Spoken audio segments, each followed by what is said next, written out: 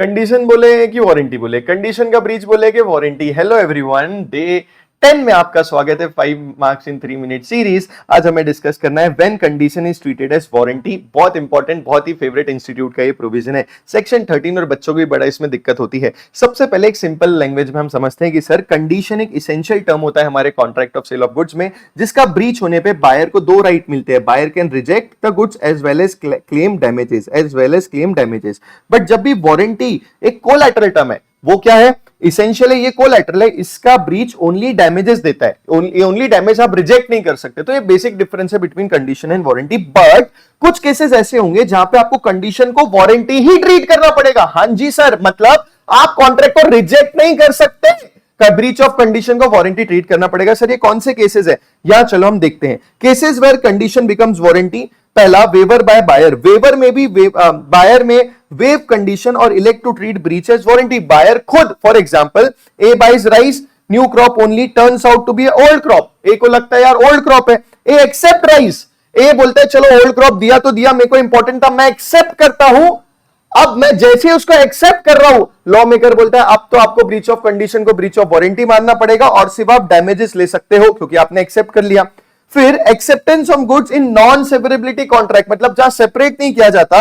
If contract is indivisible and buyer has accepted the goods, contract को divide नहीं किया जा सकता और बायर ने ऑलरेडी एक्सेप्ट कर लिया है, तो लॉ मेकर बोलता है चाहे होली और पार्टली एक्सेप्ट किया हो, अब आप ओनली डैमेजेस ले सकते हो। A orders 500 pure cotton shirts after delivery. A sells 50 shirts to 50 shirts, उसने एक ने सेल भी कर दिया 50 shirts. He can not reject rest, only claim damages, क्योंकि पार्ट डिलीवरी ले ली तो बच्चे को रिजेक्ट नहीं कर सकता है।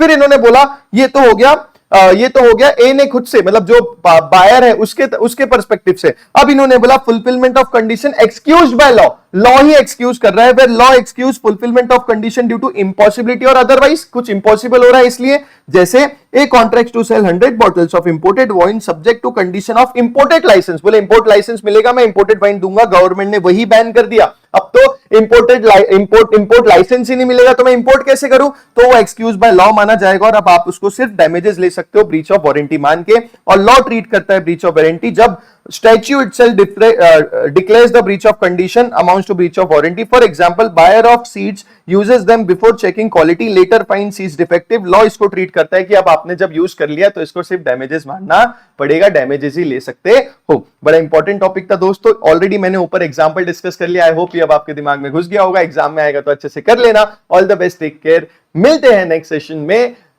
All the best for the examinations. And हाँ, अगर आपको पूरी सीरीज देखना है तो आप डिस्क्रिप्शन चेक कर सकते हो। बाय।